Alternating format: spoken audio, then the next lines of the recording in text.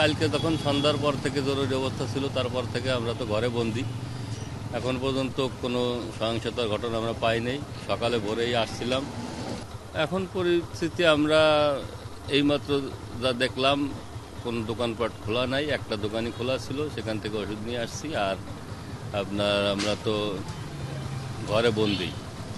কাল সন্ধ্যার থেকে জরুরি অবস্থা আছে, স্কুল মাদ্রাসা সবই বন্ধ। এই বাচ্চা নিয়ে ঘুরে বেড়াচ্ছি, স্কুল বন্ধ।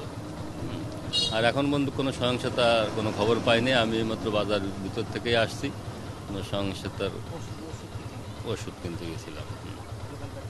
একটা দোকানই খোলা, দোকানপাট কিছুই তেমন খোলা না। ভীতিকর অবস্থা বলতে সবাই তো একবারে ঘরে বন্দি, জরুরি অবস্থা চলতেছে, এখন তো কেউ বেরোবে না। আর এখন তো কেবল ভোর 8টাও বাজে না, এখন এর পরবর্তীতে কি আসে না আসে তা আল্লাহই ভালো জানে। একটা থমথমে পরিবেশ চলতেছে, একেবারে ভীতিকর একটা পরিস্থিতি। এটা তো আসলে গোপালগঞ্জবাসীর কাঙ্ক্ষিত ছিল না।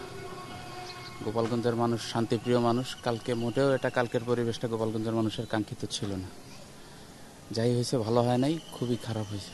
এটা আমাদের কাম্য ছিল না এরকম একটা পরিবেশ।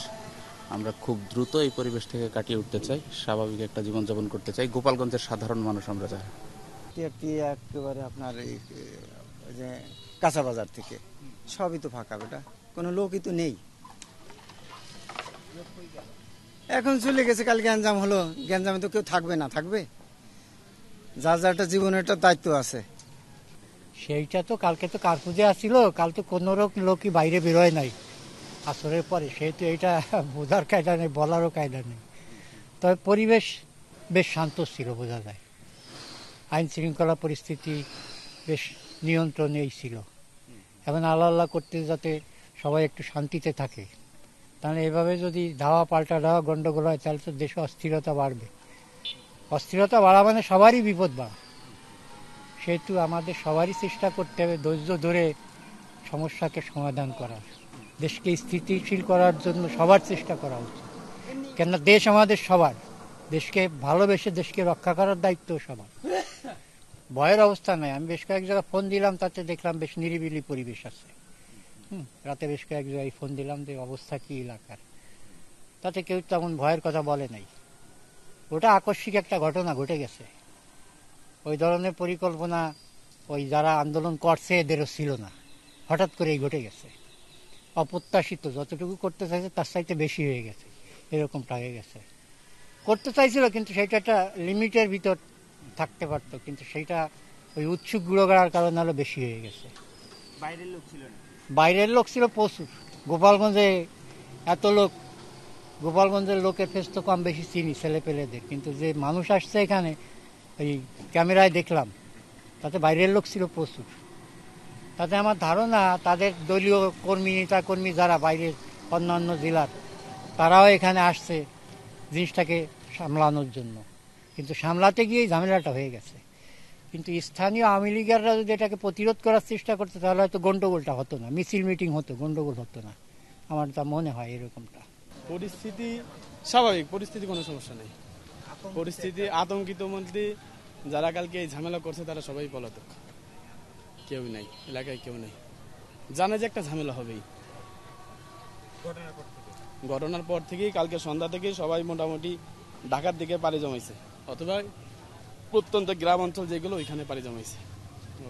কারণ জানে রাত্রে যেহেতু যৌথ বাহিনীর অভিযান হবে, সেক্ষেত্রে সবাই পলাতক।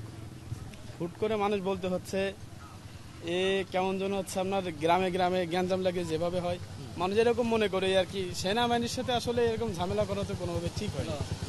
সেনাবাহিনীর সাথে ঝামেলা করা ঠিক হয়নি। এখন এদের ব্যাপারটা এরা কোনভাবে কি করলো কি জানি, তবে এরা যা করছে এটা ভালো করে নেই। আমরা চাই দেশের শান্তি, শান্তির প্রিয় লোক। আমরা টুকটাক ব্যবসা বাণিজ্য করে খাই, যাতে দেশ ভালোভাবে চলুক।